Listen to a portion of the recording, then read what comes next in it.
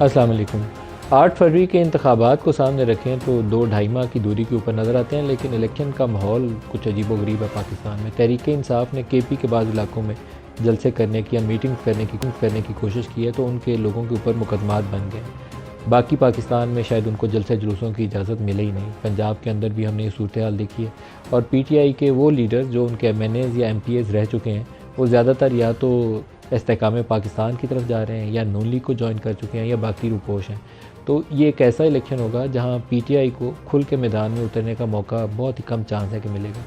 2013 کے اور 2018 کے انتخابات سے اگر اس کا موازنہ کریں تو 18 میں نون لیگ کے اوپر کم و بیش ایسا ہی کڑا وقت تھا، اور نواز شریف اور مریم جیل میں تھے، باقیوں کے اوپر مقدمات میں تھے۔ جس کے اوپر پہلے مقدمہ نہیں تھا بنات، بعد میں کسی کے اوپر ہیروئن ڈال دی، کسی کے اوپر کچھ اور ڈال گیا۔ الیکشن والی رات کے اوپر ایفیڈین کیس میں حنیف عباسی کو پکڑ لیا گیا۔ تو ایک لمبی فہرست تھی جس کے اندر ہم کہہ سکتے ہیں کہ وہ جو گراؤنڈ رولز تھے وہ ایک خاص جماعت کو پی ٹی آئی کو فیور کرنے کے لیے اس وقت بنائے گئے تھے۔ اس کا انجام ہم 10 اپریل 2022 سے لے کر آج تک جو کچھ پاکستان میں ہوا ہے اس کا انجام دیکھ رہے ہیں۔ تو کیا 2024 میں ہم انہی مسٹیکس کو دوبارہ دہرانا چاہتے ہیں؟ ایک ایسا ماڈل کریٹ کرنا چاہتے ہیں جس کو پی ٹی آئی نے سیم پیج کا نام دیا تھا، اسٹیبلشمنٹ بھی اور جو قیادت منتخب ہو کر آئی تھی وہ سیم پیج، کہ سارا کچھ جو مل کے کریں گے۔ ایک ہائیبریڈ ماڈل جس میں سامنے تو عمران خان کی حکومت تھی لیکن پیچھے اس کے پشت پناہی پہ اسٹیبلشمنٹ بڑی جم کے کھڑی تھی۔ نون لیگ اگر آزادی کے ساتھ الیکشن لڑے تو شاید اس کو سادہ اکثریت نہیں ملے۔ یہ میرا تجزیہ آج کی تاریخ میں یہی ہے کہ کوئی بھی ایک بڑی جماعت اس پوزیشن میں نہیں ہے کہ قومی اسمبلی میں سادہ اکثریت لے سکے۔ ایک کولیشن کی گورنمنٹ بنے گی، اور کولیشن بھی اگر بہت ہی لولا لنگڑا ہوا جیسے پی ڈی ایم کی حکومت تھی 8-9 جماعتوں کی، تو پھر پاکستان کا آگے بڑھنے کا امکان جو ہے کہ معاشی ترقی ہو، استحکام آئے، لوگوں کو روزگار ملے، اکنامک اپرچونٹیز ملیں، اس کے مواقع دن بدن مزید کم ہو جائیں گے۔ تو پاکستان کی مشکلات میں کمی نہیں آئے گی، لیکن الیکشن چاہیے آپ کو۔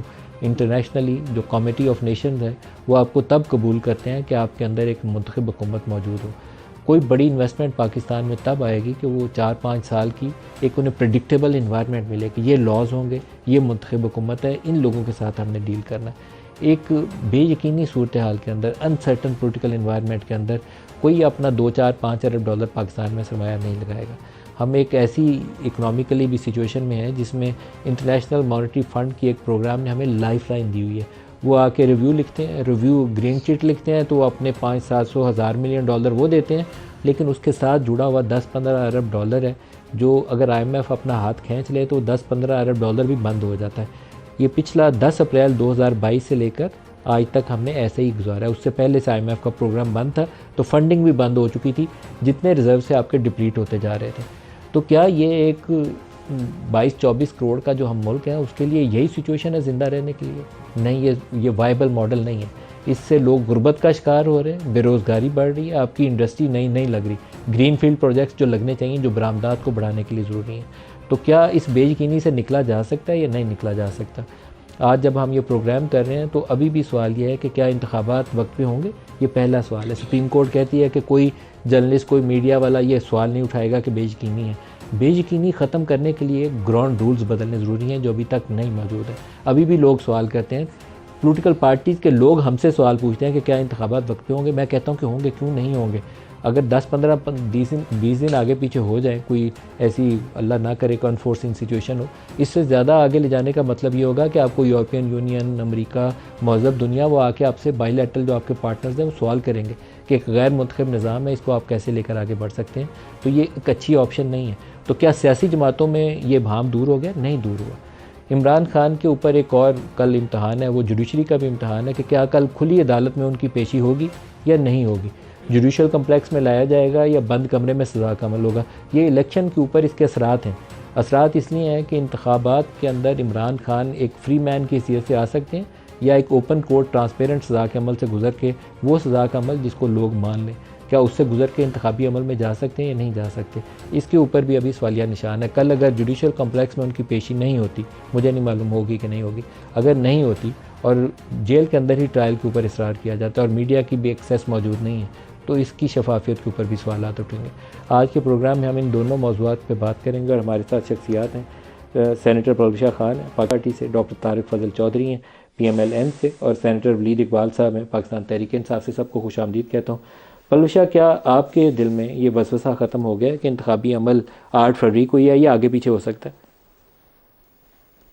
دیکھیے میں تو یقین سے ابھی کچھ نہیں کہہ سکتی، وہ کہ ہم امید کر سکتے ہیں کہ 8 فروری کو. کیوں نہیں ہے یقین آپ کو؟ آپ بینگ اے پولیٹیکل پلیئر آپ تو سرٹن ہونے چاہیے کہ دیکھیے آپ نے کیا کرنا. ہمیں ہمارے دیکھیں لیڈرز نے کہا ہے کہ وقت پہ ہی ہوگا، زرداری صاحب نے کہا انہیں بالکل یقین ہے، تو لہٰذا میں ان کی بیعت کرتے ہوئے اس کو جو ہے کہوں گی کہ ان کی بات پہ بات آپ کہہ رہی ہیں، لیکن ویسے آپ کے خدشات ہیں. دیکھیے ویسے میرے خیال میں جنرلی جو اس ملک میں اس وقت کوئی الیکشن کا ماحول نہیں، کوئی الیکشن ایئرنگ نہیں ہو رہی، لوگ بھی جو ہیں وہ اس وقت جو کینڈیڈیٹس ہیں وہ بھی ادھر ادھر دیکھ رہے ہیں، اور وہ ابھی تک مجھے تو کوئی ایسی الیکشن ایئرنگ کا ماحول نظر نہیں آیا. اگر آپ کو نظر آتا ہے کہ وہ گہما گہمی جو کہ ہماری روایتی الیکشنز میں ہوتی ہے وہ اس وقت ہو رہی ہے تو میں نہیں کہہ سکتی، لیکن جنرلی بہت سی باتیں جو ہیں وہ پارلیمان کے راہداریوں میں بھی کہی جاتی ہیں، اور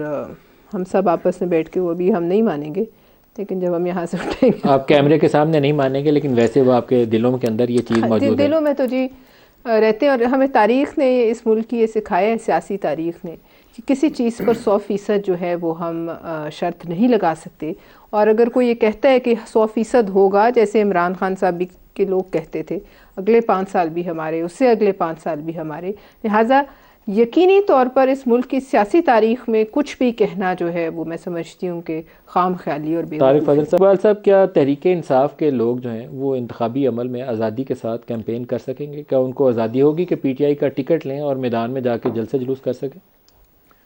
میں اس کا جواب ضرور دوں گا، لیکن اس سے پہلے میں یہ عرض کر دوں، کیونکہ آپ کا بنیادی سوال تو سب دونوں مہمانوں سے یہی رہا ہے مجھ سے پہلے کہ الیکشن 8 فروری کو ہوں گے یا نہیں ہوں گے، اور دونوں نے اپنی اپنی وجوہات دی ہیں. میں اپنی وجہ دے دیتا ہوں. میں کیوں یقین رکھتا ہوں کہ یہ الیکشن 8 فروری کو ہوں گے؟ کیونکہ میں یہ سمجھتا ہوں اور میں دل سے اس بات میں یقین رکھتا ہوں کہ پاکستان میں سب سے بالادست قانون جو ہے وہ پاکستان کا آئین ہے، اور پاکستان کے آئین کا محافظ اور پاکستان کے آئین کا کسٹوڈین جو ہے وہ ہمارا سپریم کورٹ ہے، ہماری اعلیٰ عدلیہ ہے، supreme court and the high courts, because وہ آئین ہی کی تشکیل کردہ ادارے ہیں. اور پاکستان کے سپریم کورٹ نے، آپ نے چیف جسٹس کے ریمارکس کا حوالہ دیتے ہوئے بھی اور اس بینچ کا حوالہ دیتے ہوئے بھی اس بات کو واضح کیا ہے کہ کوئی ابہام پیدا کرنا جو ہے وہ بہرحال اس سے تو منع کیا ہے چیف جسٹس نے بھی، اور کہا ہے کہ اس کے اوپر پھر احتساب بھی ہوگا. لیکن میں جو عرض کرنا چاہ رہا ہوں سر، اس سے زیادہ جسٹس عطر منلہ، میں وہی اسی پہ آ رہا تھا، جو 40 صفحے کا اضافی پاورفل ہے جس کے اندر انہوں نے گنجائش ہی نہیں دی بات میں اسی طرف آ رہا تھا. نوٹ آئی ہوپ کہ وہ پرویل کرے. میں تو اسی طرف آ رہا تھا، میں وہی کہنے لگا تھا کہ چیف جسٹس نے جو کہہ دیا وہ تو اس وقت کہا، لیکن چند روز قبل جب جسٹس عطر منلہ کا 40 صفحے کا اضافی نوٹ آیا کہ ایک ایک دن جو ہے، جو اس 7 نومبر یا 8 نومبر یا 9 نومبر جو بھی دن بنتا تھا، اگر آپ 90 دن کی گنتی کریں، اس کے اگر آگے جاتا ہے تو وہ آئین سے انحراف ہے. میرے خیال میں ایک یہ بات جس کو آپ انگریزی میں کہیں گے امپلائی کر دی گئی ہے کہ چلیں آپ 8 فروری کو الیکشن کرائیں تو صحیح کرائیں، اس کے بعد پھر ہم دیکھیں گے کہ کس کس نے کیا کیا آئین سے انحراف کیا. اور آئین سے انحراف اور آئین کو پامال کرنا غیر آئینی طریقے سے، جو کہ جن میں یہ سارے اقدام شامل ہیں، تاخیر کرنا اور وہ سب سنگین غداری کے زمرے میں آتے ہیں. آرٹیکل 6 کے نیچے subverting the constitution by unconstitutional means. That's why میں اس لیے کہہ رہا ہوں، اور میری عرض یہ ہے کہ مجھے کوئی شک و شبہ نہیں ہے کہ 8 فروری کو الیکشن ہوں گے، اور اگر نہیں ہوتے، ہاں وہ ایک الگ بات ہے کہ پاکستان کی تاریخ میں تو ایسا ہوتا آیا ہے، اور وہ تبھی ہوتا آیا جب ہم آئین سے انحراف کرتے رہے، اور پاکستان کی تاریخ میں آئین سے انحراف اور ماورائے آئین بہت سے اقدام ہوئے ہیں، اور بدقسمتی سے ہماری عدلیہ نے ہی ان کو جو ہے تحفظ دیا بعد از وقت.